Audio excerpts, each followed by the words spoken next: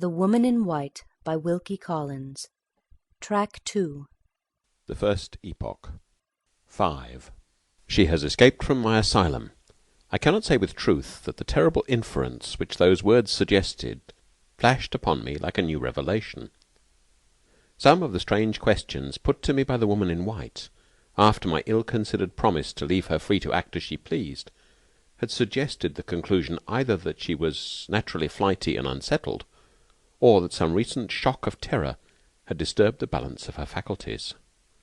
But the idea of absolute insanity, which we all associate with the very name of an asylum, had, I can honestly declare, never occurred to me in connection with her.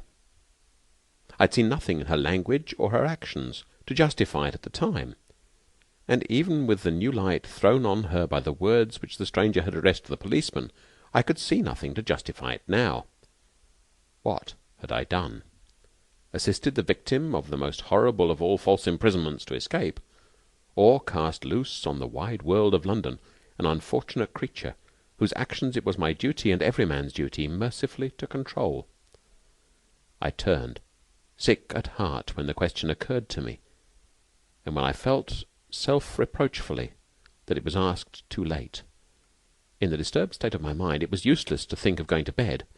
When I at last got back to my chambers in Clement's Inn, before many hours elapsed it would be necessary to start on my journey to Cumberland. I sat down and tried, first to sketch, then to read, but the woman in white got between me and my pencil, between me and my book. Had the forlorn creature come to any harm? That was my first thought, though I shrank selfishly from confronting it. Other thoughts followed, on which it was less harrowing to dwell. Where had she stopped the cab? What had become of her now? Had she been traced and captured by the men in the chaise? Or was she still capable of controlling her own actions, and were we two following our widely parted roads towards one point in the mysterious future, at which we were to meet once more? It was a relief when the hour came to lock my door, to bid farewell to London pursuits, London pupils, and London friends, and to be in movement again towards new interests and a new life. Even the bustle and confusion at the railway terminus, so wearisome and bewildering at other times, roused me and did me good. My travelling instructions directed me to go to Carlisle, and then to diverge by a branch railway which ran in the direction of the coast. As a misfortune to begin with, our engine broke down between Lancaster and Carlisle. The delay occasioned by this accident caused me to be too late for the branch train, by which I was to have gone on immediately. I had to wait some hours, and when a later train finally deposited me at the nearest station to Limmeridge House, it was past 10, and the night was so dark that I could hardly see my way to the pony chaise which Mr. Fairley had ordered to be waiting for me. The driver was evidently discomposed by the lateness of my arrival. He was in that state of highly respectful sulkiness which is peculiar to English servants. We drove away slowly through the darkness in perfect silence. The roads were bad, and the dense obscurity of the night increased the difficulty of getting over the ground quickly. It was, by my watch, nearly an hour and a half from the time of our leaving the station before I heard the sound of the sea in the distance and the crunch of our wheels on a smooth gravel drive. We had passed one gate before entering the drive, and we passed another before we drew up at the house. I was received by a solemn manservant out of livery, was informed that the family had retired for the night, and was then led to a large and lofty room where my supper was awaiting me, in a forlorn manner, at one extremity of a lonesome mahogany wilderness of a dining-table. I was too tired and out of spirits to eat or drink much, especially with the solemn servant waiting on me as elaborately as if a small dinner-party had arrived at the house instead of a solitary man. In a quarter of an hour I was ready to be taken up to my bedchamber. The solemn servant conducted me into a prettily furnished room and said, "Breakfast at 9 o'clock, sir," looked all around him to see that everything was in its proper place, and noiselessly withdrew. What should I see in my dreams to-night? I thought to myself as I put out the candle.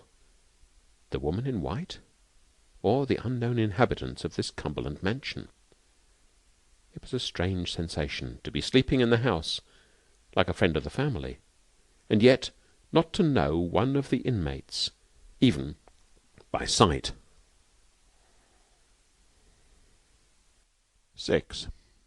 When I arose the next morning and drew my blind, the sea opened before me joyously under the broad August sunlight, and the distant coast of Scotland fringed the horizon with its lines of melting blue. The view was such a surprise and such a change to me after my weary London experience of brick and mortar landscape, that I seemed to burst into a new life and a new set of thoughts the moment I looked at it.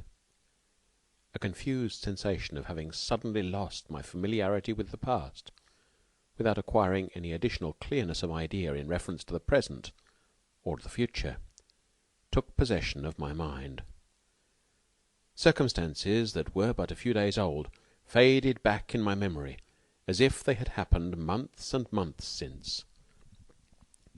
Pesca's quaint announcement of the means by which he had produced me my present employment, the farewell evening I had passed with my mother and sister, even my mysterious adventure on the way home from Hampstead, all had become like events which might have occurred in some former epoch of my existence.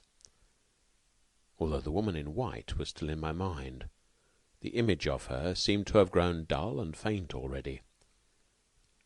A little before 9 o'clock I descended to the ground floor of the house. The solemn manservant of the night before met me wandering along the passages, and compassionately showed me the way to the breakfast-room. My first glance around me, as the man opened the door, disclosed a well-furnished breakfast-table standing in the middle of a long room with many windows in it. I looked from the table to the window furthest from me, and saw a lady standing at it, with her back turned toward me. The instant my eyes rested on her, I was struck by the rare beauty of her form, and by the unaffected grace of her attitude.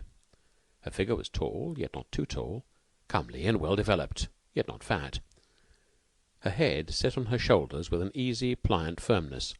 Her waist, perfection in the eyes of a man, for it occupied its natural place. It filled out its natural circle. It was visible and delightfully undeformed by stays. She had not heard my entrance into the room, and I allowed myself the luxury of admiring her for a few moments before I moved one of the chairs near me, as the least embarrassing means of attracting her attention. She turned towards me immediately. The easy elegance of every movement of her limbs and body, as soon as she began to advance from the far end of the room, set me in a flutter of expectation to see her face clearly. She left the window, and I said to myself, "The lady is dark." She moved forward a few steps, and I said to myself, "The lady is young." She approached nearer, and I said to myself, with a sense of surprise which words fail me to express, "The lady is ugly." Never was the old conventional maxim that nature cannot err more flatly contradicted. Never was the fair promise of a lovely figure more strangely and startlingly belied by the face and head that crowned it. The lady's complexion was almost swarthy, and dark down on her upper lip was almost a moustache. She had a large, firm, masculine mouth and jaw, prominent, piercing, resolute brown eyes, and thick, coal-black hair growing unusually low down on her forehead. Her expression, bright, frank, and intelligent, appealed, while she was silent, to be altogether wanting in those feminine attractions of gentleness and pliability, without which the beauty of the handsomest woman alive is beauty incomplete. To see such a face as this, set on shoulders that a sculptor would have longed to model, to be charmed by the modest graces of action through which the symmetrical limbs betrayed their beauty when they moved, and then to be almost repelled by the masculine form and masculine look of the features in which the perfectly shaped figure ended, was to feel a sensation oddly akin to the helpless discomfort familiar to us all in sleep, when we recognize yet cannot reconcile the anomalies and contradictions of a dream. "Mr. Hartright?" said the lady, interrogatively, her dark face lighting up with a smile, and softening and growing womanly the moment she began to speak. "We resigned all hope of you last night, and went to bed as usual. Accept my apologies for our apparent want of attention, and allow me to introduce myself as one of your pupils. Shall we shake hands? I suppose we must come to it sooner or later, and why not sooner?" These odd words of welcome were spoken in a clear, ringing, pleasant voice. The offered hand, rather large but beautifully formed, was given to me with the easy, unaffected self-reliance of a highly bred woman. We sat down together at the breakfast table in as cordial and customary a manner as if we had known each other for years, and had met at Limmeridge House to talk over old times by previous appointment. "I hope you come here good-humouredly determined to make the best of your position," continued the lady. "You will have to begin this morning by putting up with no other company at breakfast than mine. My sister is in her own room, nursing that essentially feminine malady, a slight headache, and her old governess, Mrs. Vasey, is charitably attending on her with restorative tea. My uncle, Mr. Fairley, never joins us at any of our meals. He is an invalid, and keeps bachelor state in his own apartments. There's no one else in the house but me. 2 young ladies have been staying here, but they went away yesterday in despair, and no wonder. All through their visit, in consequence of Mr. Fairley's invalid condition, we produced no such convenience in the house as a flirtable, danceable, small-talkable creature of the male sex, and the consequence was, we did nothing but quarrel, especially at dinner-time. How can you expect 4 women to dine together alone every day and not quarrel? We are such fools. We can't entertain each other at table. You see, I don't think much of my own sex, Mr. Hartright. Which will you have, tea or coffee? No woman does think much of her own sex, though few of them confess it as freely as I do. Dear me, you look puzzled. Why, are you wondering what you will have for breakfast, or are you surprised at my careless way of talking? In the first case, I advise you as a friend to have nothing to do with that cold ham at your elbow, and to wait until the omelette comes in. In the second case, I will give you some tea to compose your spirits, and do all a woman can, which is very little, by the by, to hold my tongue." She handed me my cup of tea, laughing gaily. Her light flow of talk and her lively familiarity of manner with a total stranger were accompanied by an unaffected naturalness and an easy inborn confidence in herself and her position, which would have secured her the respect of the most audacious man breathing. While it was impossible to be formal and reserved in her company, it was more than impossible to take the faintest vestige of a liberty with her, even in thought. I felt this instinctively, even while I caught the infection of her own bright gaiety of spirits, even while I did my best to answer her in her own frank, lively way. "Yes, yes," she said, when I had suggested the only explanation I could offer to account for my perplexed looks. "I understand you're such a perfect stranger in the house that you're puzzled by my familiar references to the worthy inhabitants. Natural enough. I ought to have thought of it before. At any rate, I can set it right now. Suppose I begin with myself, so as to get done with that part of the subject as soon as possible. My name is Marian Halcombe, and I am as inaccurate as women usually are in calling Mr. Fairley my uncle and Miss Fairley my sister. My mother was twice married, the first time to Mr. Halcombe, my father, the second time to Mr. Fairley, my half-sister's father. Except that we're both orphans, we are in every respect as unlike each other as possible. My father was a poor man, and Miss Fairley's father was a rich man. I have got nothing, and she has a fortune. I am dark and ugly, and she is fair and pretty. Everybody thinks me crabbed and odd, with perfect justice, and everybody thinks her sweet-tempered and charming, with more justice still. In short, she is an angel, and I am— Try some of that marmalade, Mr. Hartright, and finish the sentence, in the name of female propriety, for yourself. What am I to tell you about Mr. Fairley? Upon my honour, I hardly know. He is sure to send for you after breakfast, and you can study him for yourself. In the meantime, may I inform you, first, that he is the late Mr. Fairley's younger brother; secondly, that he is a single man; and thirdly, that he is Miss Fairley's guardian. I won't live without her, and she can't live without me, and that is how I come to be at Limmeridge House. My sister and I are honestly fond of each other, which, you will say, is perfectly unaccountable under the circumstances, and I quite agree with you, but so it is. You must please both of us, Mr. Hartright, or please neither of us. And what is still more trying, you will be thrown entirely upon our society. Mrs. Vasey is an excellent person, who possesses all the cardinal virtues, and counts for nothing. Mr. Fairley is too great an invalid to be a companion for anybody. I don't know what is the matter with him, and the doctors don't know what is the matter with him, and he doesn't know himself what is the matter with him. We all say it's on the nerves, and we none of us know what we mean when we say it. However, I advise you to humour his little peculiarities when you see him today. Admire his collection of coins, prints, and water-colour drawings, and you will win his heart. Upon my word, if you can be contented with a quiet country life, I don't see why you should not get on very well here. From breakfast to lunch, Mr. Fairley's drawings will occupy you. After lunch, Miss Fairley and I shoulder our sketch-books and go out to misrepresent nature under your directions. Drawing is her favourite whim, mind, not mine. Women can't draw. Their minds are too flighty. Their eyes are too inattentive. No matter. My sister likes it.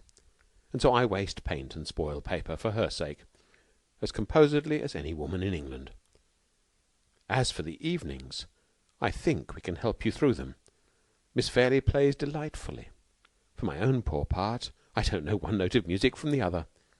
But I can match you at chess, backgammon, escarte, and with the inevitable female drawbacks, even at billiards as well. What do you think of the programme?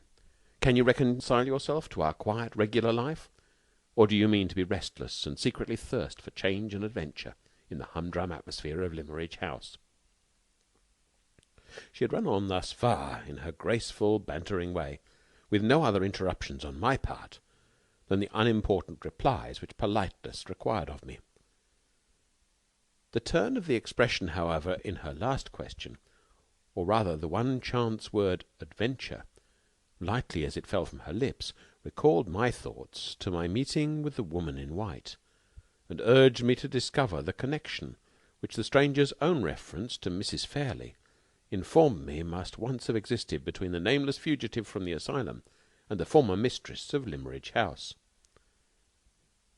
Even if I were the most restless of mankind, I said, I should be in no danger of thirsting after adventures for some time to come. The very night before I arrived at this house, I met with an adventure.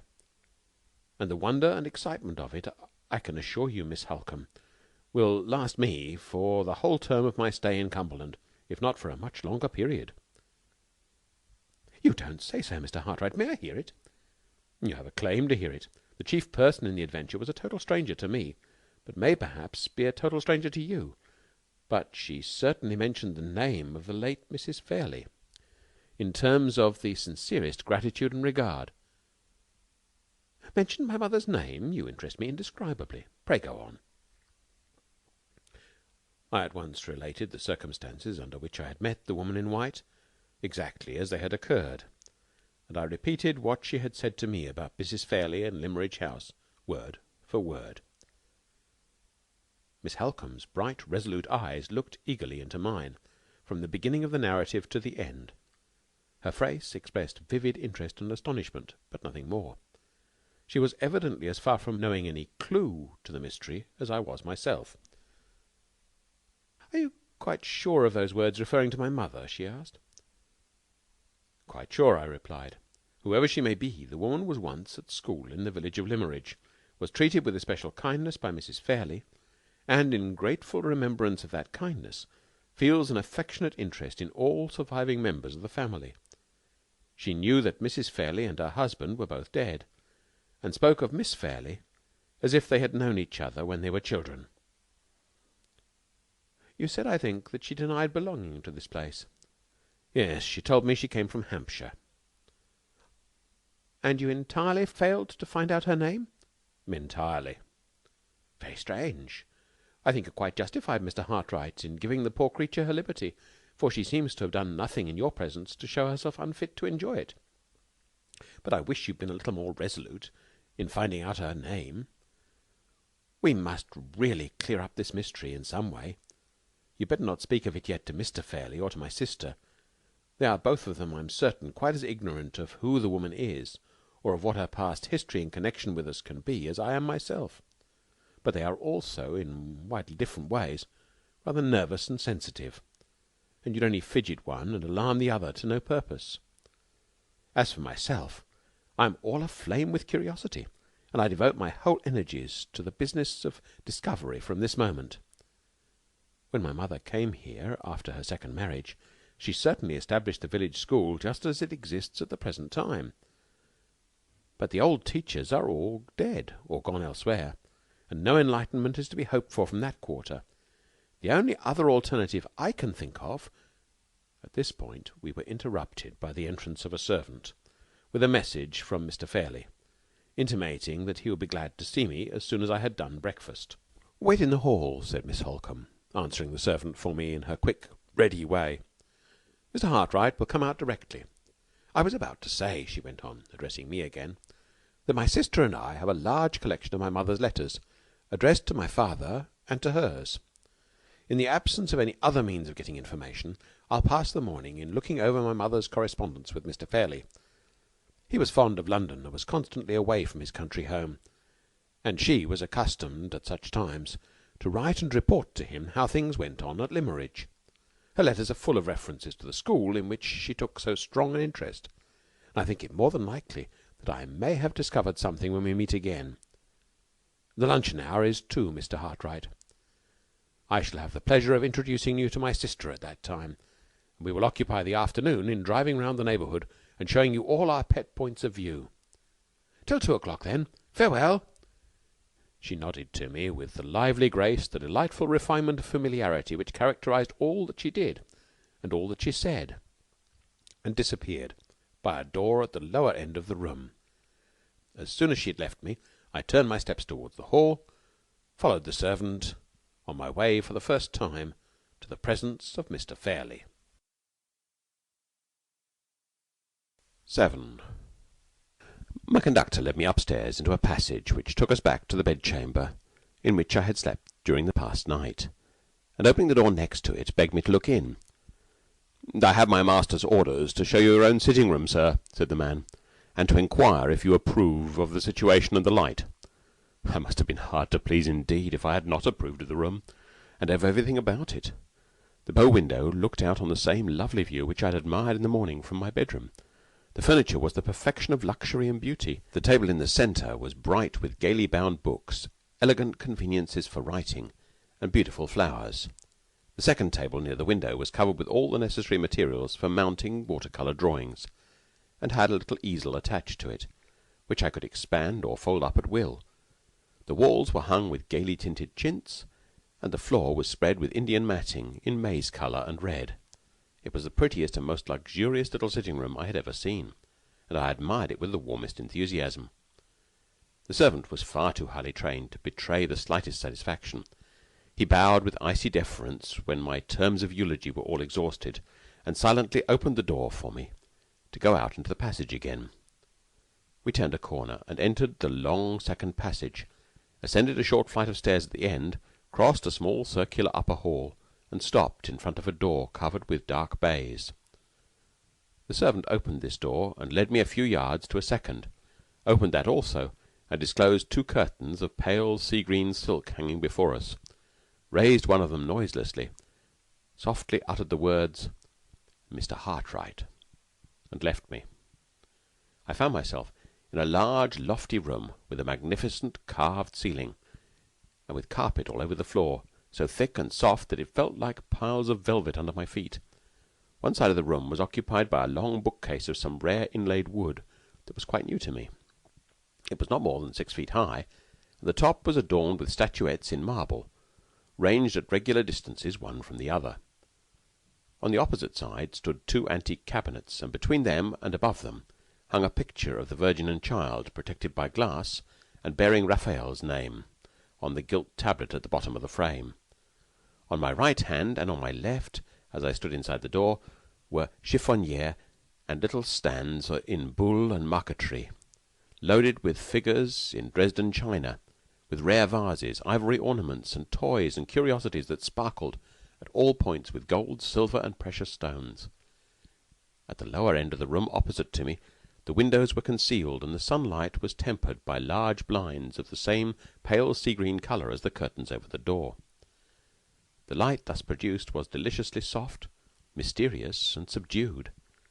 It fell equally upon all the objects in the room, and it helped to intensify the deep silence and the air of profound seclusion that possessed the place, and it surrounded with an appropriate halo of repose the solitary figure of the master of the house, leaning back listlessly composed, in a large easy chair with a reading easel fastened on one of its arms, and a little table on the other.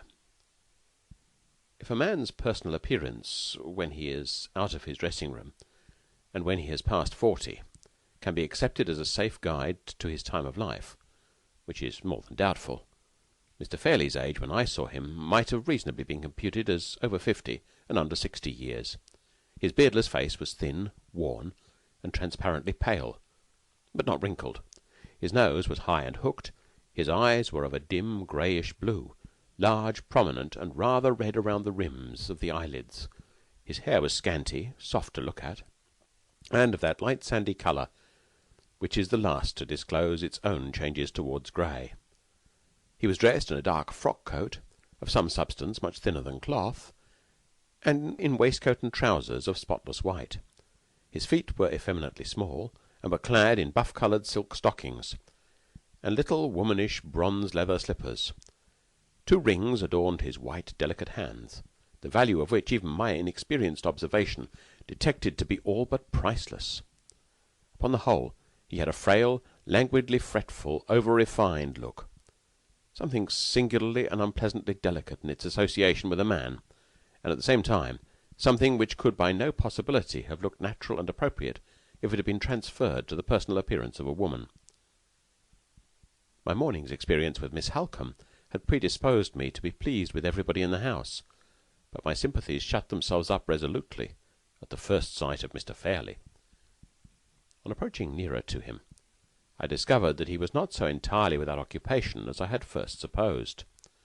Placed amid the other rare and beautiful objects on a large round table near him was a dwarf cabinet in ebony and silver, containing coins of all shapes and sizes, set out in little drawers lined with dark purple velvet.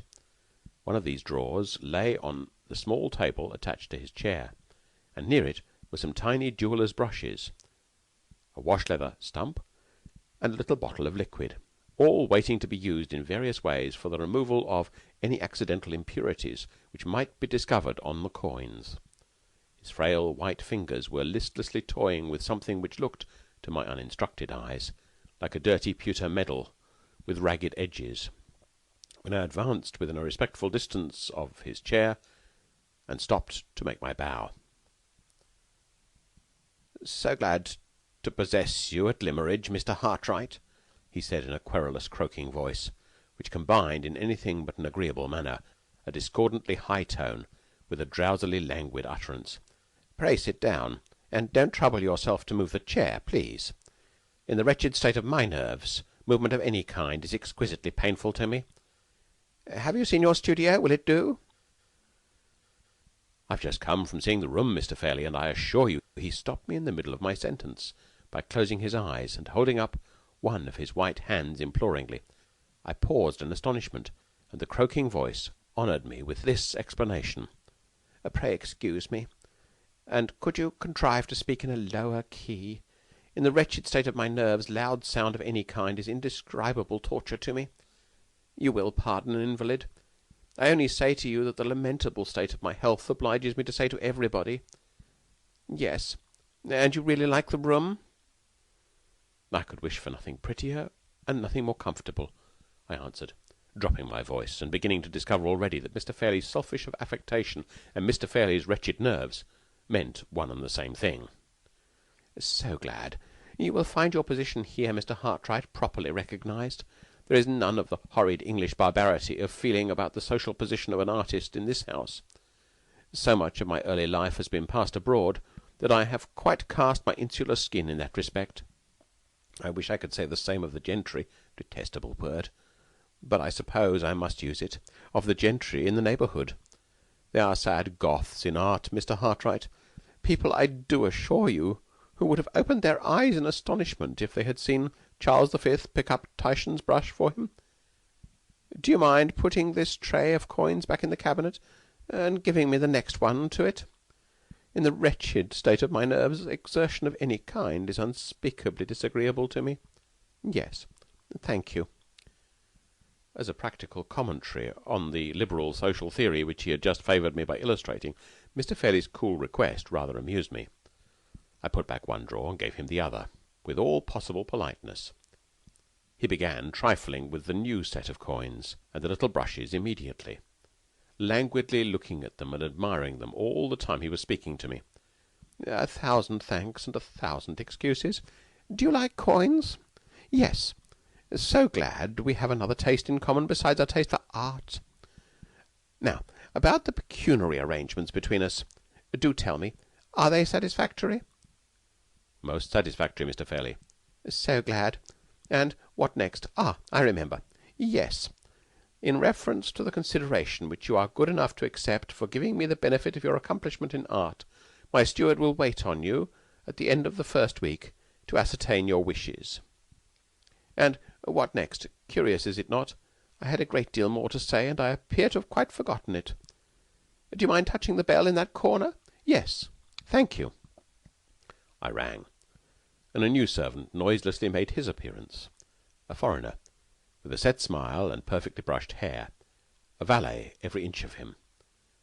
"Louis," said Mr. Fairley, dreamily dusting the tips of his fingers with one of the tiny brushes for the coins, "I made some entries in my tablette this morning. Find my tablette? 1,000 pardons, Mr. Hartright. I'm afraid to bore you." As he wearily closed his eyes again before I could answer, and as he did most assuredly bore me, I sat silent and looked up at the Madonna and Child by Raphael. In the meantime, the valet left the room and returned shortly with a little ivory book. Mr. Fairley, after first relieving himself by a gentle sigh, let the book drop open with one hand, and held up the tiny brush with the other, as a sign to the servant to wait for further orders. "Yes, just so," said Mr. Fairley, consulting the tablette. "Louis, take down that portfolio." He pointed as he spoke to several portfolios placed near the window, on mahogany stands. No, not the one with the green back. That contains my Rembrandt etchings, Mr. Hartright. Do you like etchings?" "Yes." "So glad we have another taste in common. The portfolio with the red back, Louis. Don't drop it. You have no idea of the tortures I should suffer, Mr. Hartright, if Louis dropped that portfolio. Is it safe on the chair? Do you think it's safe, Mr. Hartright? Yes? So glad. Will you oblige me by looking at the drawings, if you really think they're quite safe? Louis, go away. What an ass you are. Don't you see me holding the tablette? Do you suppose I want to hold them? Then why not relieve me of the tablette without being told? 1,000 pardons, Mr. Hartright. Servants are such asses, are they not? Do tell me, what do you think of the drawings? They have come from a sale in a shocking state. I thought they smelt of horrid dealers' and brokers' fingers when I opened them last. Can you undertake them?" Although my nerves were not delicate enough to detect the odour of plebeian fingers which had offended Mr. Fairley's nostrils, my taste was sufficiently educated to enable me to appreciate the value of the drawings while I turned them over. They were for the most part really fine specimens of English water-colour art, and they had deserved much better treatment at the hands of their former possessor than they appeared to have received. "The drawings," I answered, "require careful straining and mounting, and in my opinion they are well worth—" "I beg your pardon," interposed Mr. Fairley. "Do you mind my closing my eyes while you speak? Even this light is too much for them. Yes?" I was about to say that the drawings are well worth all the time and trouble. Mr. Fairley suddenly opened his eyes again, rolled them with an expression of helpless alarm in the direction of the window. "I entreat you to excuse me, Mr. Hartright," he said in a feeble flutter, "but surely I heard some horrid children in the garden. My private garden below." "I can't say, Mr. Fairley. I heard nothing myself." "Oblige me. You have been so very good in honouring my poor nerves. Oblige me by lifting the corner of the blind. Don't let the sun in on me, Mr. Hartright. Have you got the blind up? Yes? Then will you be so very kind as to look into the garden and make quite sure?" I complied with this new request. The garden was carefully walled in all around. Not a human creature, large or small, appeared in any part of the sacred seclusion. I reported that gratifying fact to Mr. Fairley. "1,000 thanks. My fancy, I suppose.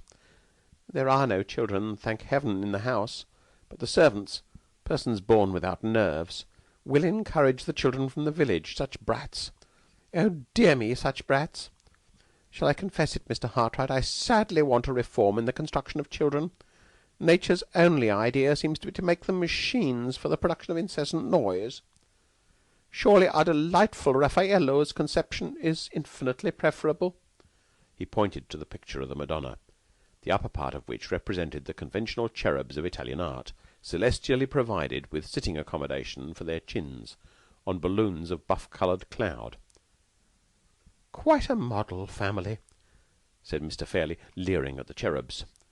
"Such nice round faces, such nice soft wings, and nothing else.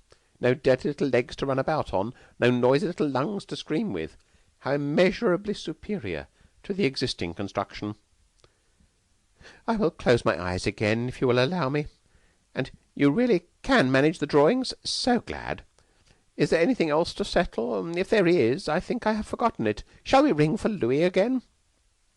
Being by this time quite as anxious on my side as Mr. Fairley evidently was on his to bring the interview to a speedy conclusion, I thought that I would try to render the summoning of the servant unnecessary by offering the requisite suggestion of my own responsibility. "The only point, Mr. Fairley, that remains to be discussed," I said, "refers, I think, to the instruction in sketching which I am engaged to communicate to the two young ladies." "Ah, just so. I wish I had felt strong enough to go into that part of the arrangement, but I don't. The ladies who profit by your kind services, Mr. Hartright, must settle and decide and so on for themselves. My niece is fond of your charming art. She knows just enough about it to be conscious of her own sad defects. Please take pains with her. Yes? Is there anything else? No? We quite understand each other, don't we? I have no right to detain you any longer from your delightful pursuit, have I? So pleasant to have settled everything. Just a sensible relief to have done business. Do you mind ringing for Louis to carry the portfolio to your own room?" "I'll carry it there myself, Mr. Fairley, if you'll allow me." "Will you really? Are you strong enough? How nice to be so strong! Are you sure you won't drop it? So glad to possess you at Limmeridge, Mr. Hartright. I'm such a sufferer that I hardly dare hope to enjoy much of your society. Would you mind taking great pains not to let the doors bang? And do not drop the portfolio. Thank you. Gently with the curtains, please. The slightest noise from them goes through me like a knife. Yes. Good morning." When the sea-green curtains were closed, and when the two baize doors were shut behind me, I stopped for a moment in the little circular hall beyond, and drew a long, luxurious breath of relief. It was like coming to the surface of the water after deep diving, to find myself once more on the outside of Mr. Fairley's room. As soon as I was comfortably established for the morning in my pretty little studio, the first resolution at which I arrived was to turn my steps no more in the direction of the apartments occupied by the master of the house, except in the very improbable event of his honouring me with a special invitation to pay him another visit. Having settled this satisfactory plan of future conduct in reference to Mr. Fairley, I soon recovered the serenity of temper of which my employer's haughty familiarity and impudent politeness had for the moment deprived me. The remaining hours of the morning passed away pleasantly enough, in looking over the drawings, arranging them in sets, trimming their ragged edges, and accomplishing the other necessary preparations in anticipation of the business of mounting them. I ought, perhaps, to have made more progress than this, but as the luncheon time drew near, I grew restless and unsettled, and felt unable to fix my attention on work, even though that work was only of the humble manual kind. At 2 o'clock I descended again to the breakfast-room, a little anxiously. Expectations of some interest were connected with my approaching reappearance in that part of the house. My introduction to Miss Fairley was now close at hand, and if Miss Halcombe's search through her mother's letters had produced the result which she anticipated, the time had come for clearing up the mystery of the woman in white. End of Track 2.